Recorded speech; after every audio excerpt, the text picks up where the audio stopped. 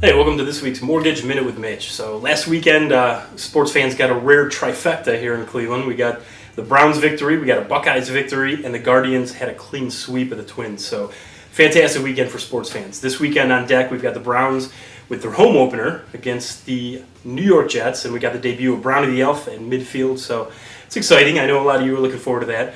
The Buckeyes face the Toledo Rockets, and then we have the Guardians facing off against the Twins for 5 games, followed by 4 against the second-place Chicago White Sox. So huge stretch ahead. If we can get through this and come out, in decent shape, definitely a clear path to the playoffs. So we'll see. So on to mortgage news, and unfortunately, it is not looking good.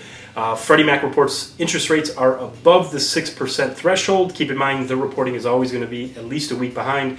So as you can see, this week, they've continued to do the same and go up. So a lot of that's on the heels of some news that came out this week. So last week I mentioned that there was a forecast for the Consumer Price Index.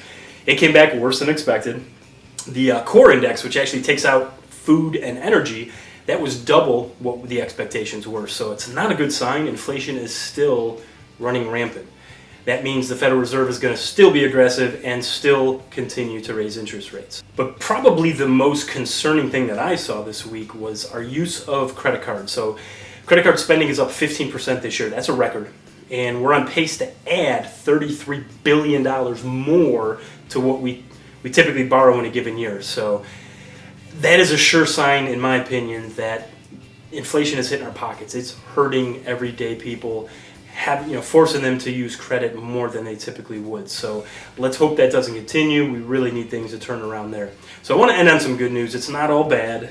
We had a huge crisis averted this week. So Amtrak and the railways were able to come to an agreement with the unions and avoid a strike, which would have been catastrophic. I mean, if you thought shortages were bad during COVID, this would have been awful. Would have cost the economy $2 billion per day.